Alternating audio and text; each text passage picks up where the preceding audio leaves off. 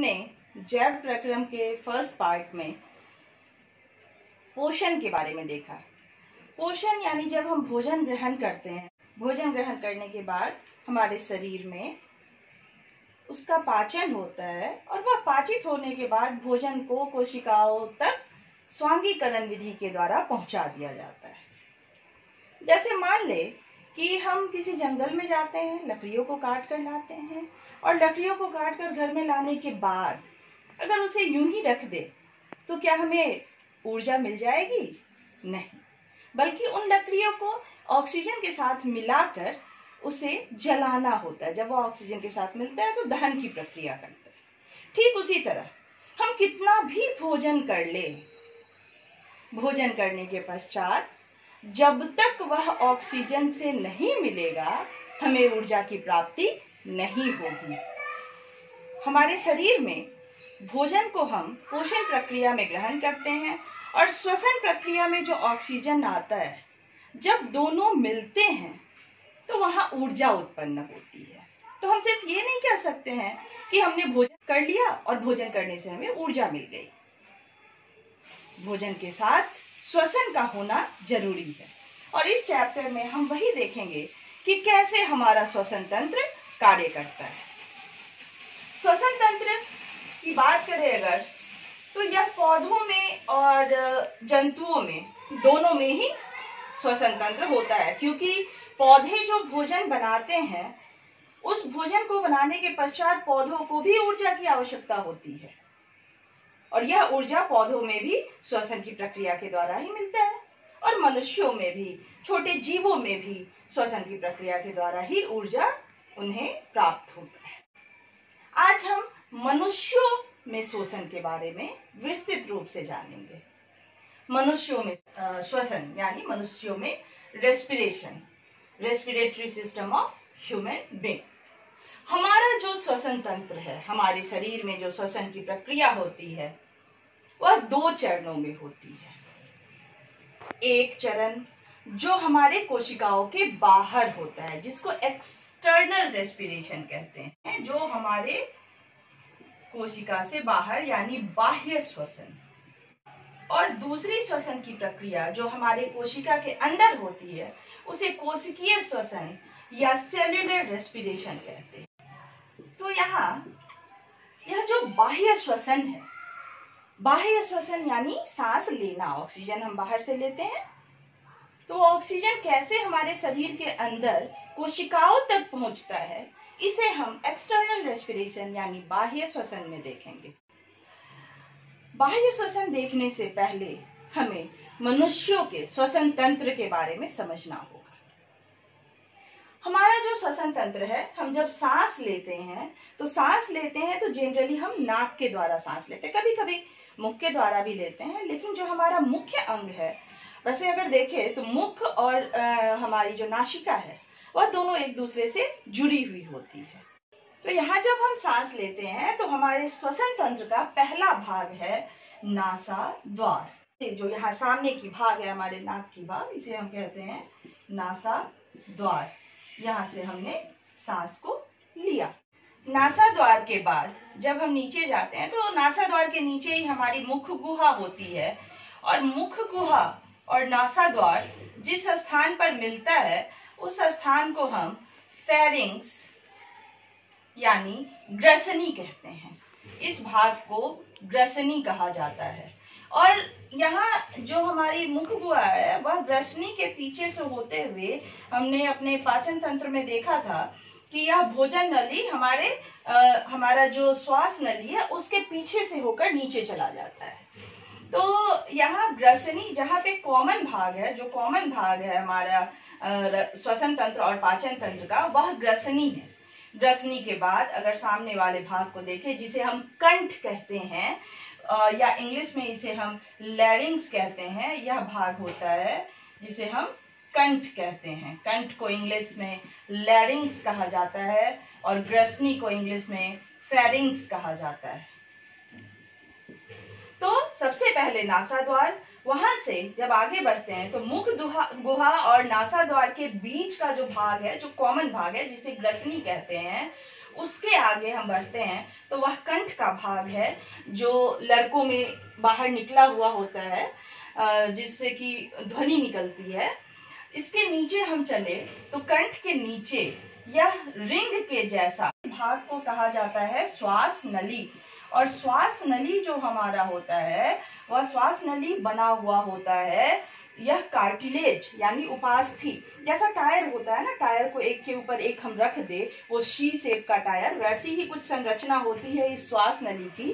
ताकि यह संरचना इसलिए ऐसी होती है कि वह हमारी श्वास नली कोलैप्स नहीं करे, यानी वो दबे नहीं।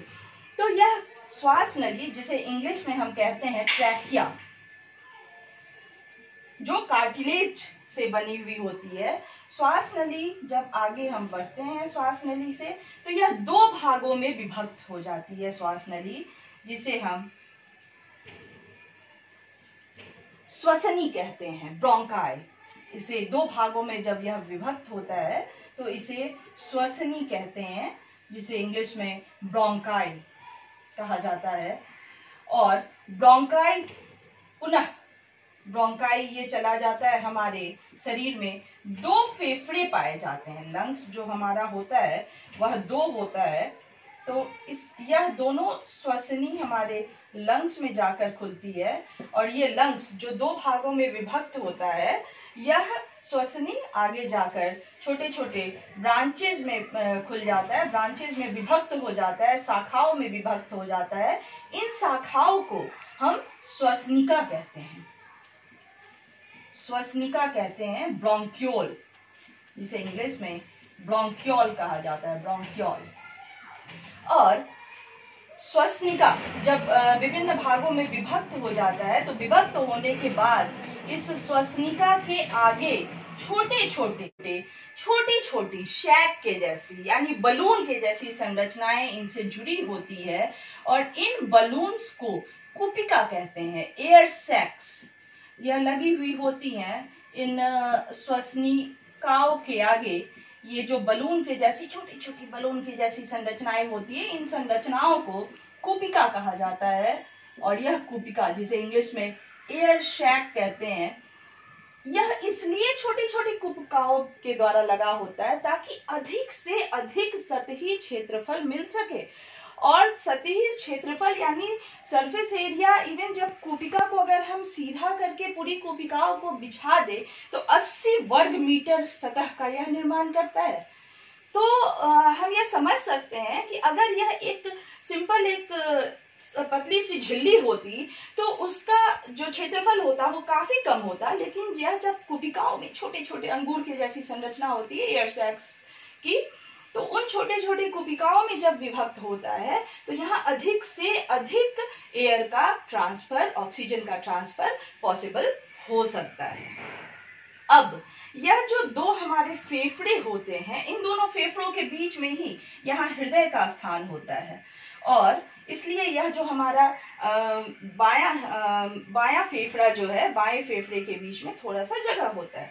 अब यहाँ ये दोनों जो फेफड़े हैं ये अवस्थित होते हैं डायफ्राम के ऊपर, डायफ्राम के ऊपर ये अवस्थित होते हैं। अगर हम अपने शरीर की बात करें, शारीरिक संरचना की बात करें, तो हमारा पूरा जो शरीर के अंदर की गुहा है, कैविटी है, वह कैविटी दो भागों में विभक्त होती है। जो अपर वाला भाग होता है, शरीर का जो ऊपरी भाग होता है, उसे हम थोरैसिक कैविटी कहते हैं। और नीचे वाला यानी डायफ्राम जो है, डायफ्राम अलग करता है थोरैसिक कैविटी को और एब्डोमिनल कैविटी को। थोरैसिक कैविटी यानी वक्षगुहा, जो हमारा ऊपर का भाग है, जहां फेफड़ा अवस्थित होता है, वह यहाँ डायफ्राम से ऊपर पाया जाता है, ऊपर वाले भाग को कहते हैं। और डायफ्राम से नीचे वाले भाग को उदर गुहा यानी एब्डोमिनल कैविटी हम कहते हैं। यह डायफ्राम जो है वह एक सपोर्ट भी प्रोवाइड करता है, एक यहाँ फेफड़े को सतह प्रदान करता है कि वह उसके ऊपर टिका हुआ रहे। यहाँ जो हमारे फेफड़े हैं वह चूंकि बहुत ही सॉफ्ट संरचना है, तो इसके प्रोटेक्शन के लिए यहाँ इनको पसलियों के द्वारा ढका हुआ यह रहता है। यह जो पसलियां हैं हमारे शरीर में, जिसको रिब्स कहते हैं, तो ये एक रिब केज का निर्माण करता है, जो आगे में इस संरचना को स्टर्नम कहते हैं। स्टर्नम से लेकर और पीछे जो हमारे रीढ़ की हड्डी होती है वहां तक यह जुड़ा हुआ होता है। यह पूरे आगे से पीछे तक पिंजरे के जैसा एक संरचना का निर्माण करता है, इसलिए इसे हम रिब केज कहते हैं, जो आगे स्टर्नम और पीछे रीढ़ की हड्डी से जुड़ा हुआ होता है। कुल 12 जोड़े ये रिब्स होते हैं, ये पसलियां 12 जोड़े होते हैं, जो कि इस पूरे फेफड़े को प्रोटेक्ट करते हैं, इसको सुरक्षित रखते हैं, कोलैप्स होने से इन्हें बचाते हैं।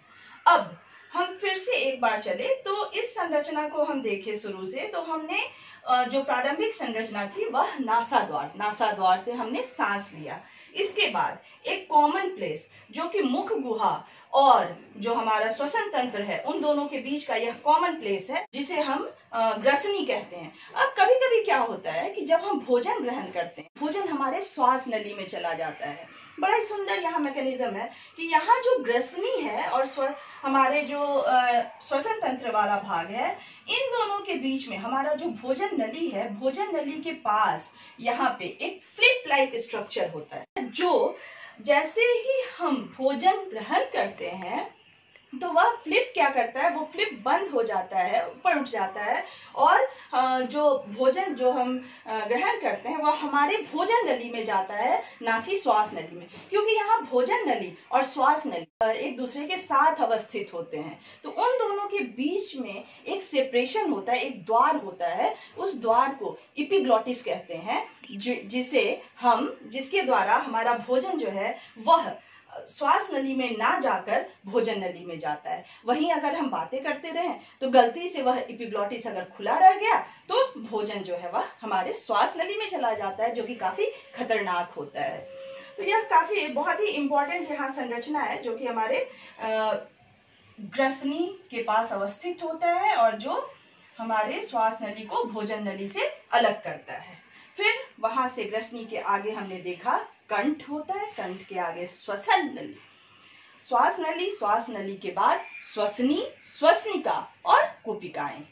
यह पूरी संरचना है हमारे श्वसन तंत्र की।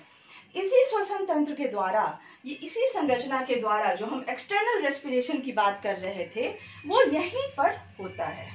हम जब सांस लेते हैं तो सबसे पहले जब हम सांस लेते हैं तो नासा द्वार के अंदर छोटे छोटे रोम केश पाए जाते हैं।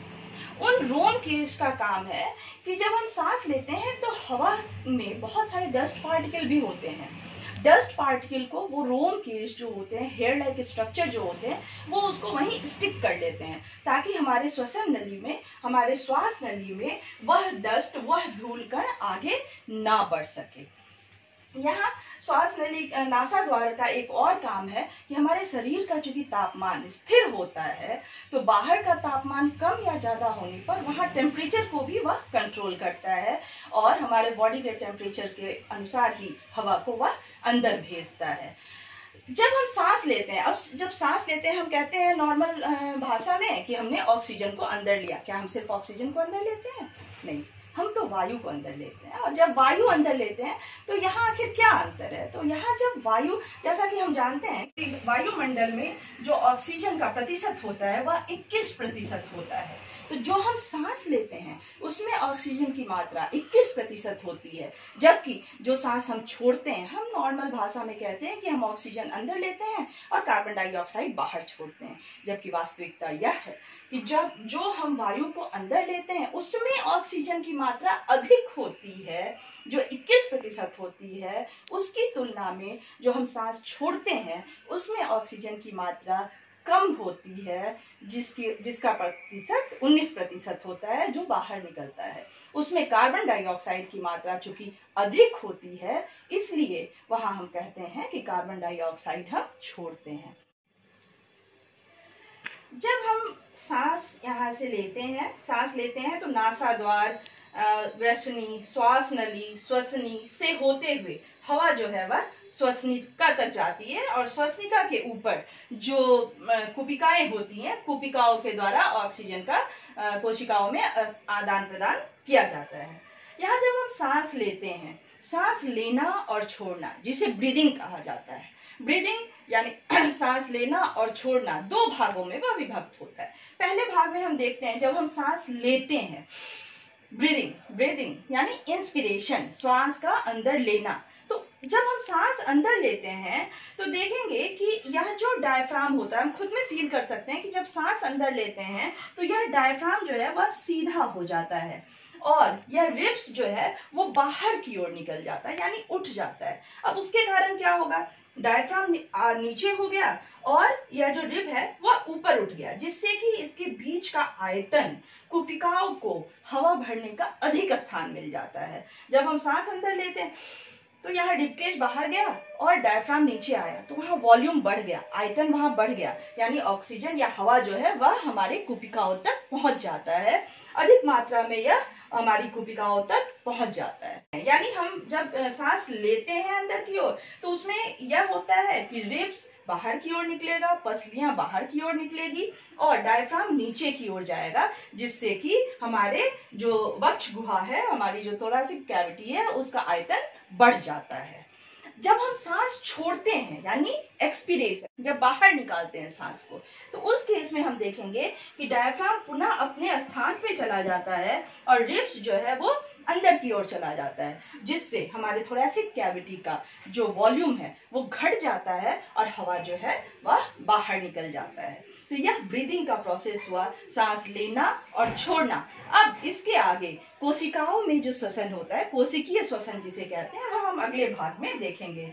यहाँ हमने देखा कि बाह्य श्वसन यानी हवा का अंदर लेना और छोड़ना वह किस प्रकार से हमारी जो यह श्वसन तंत्र है उसके द्वारा किया जाए।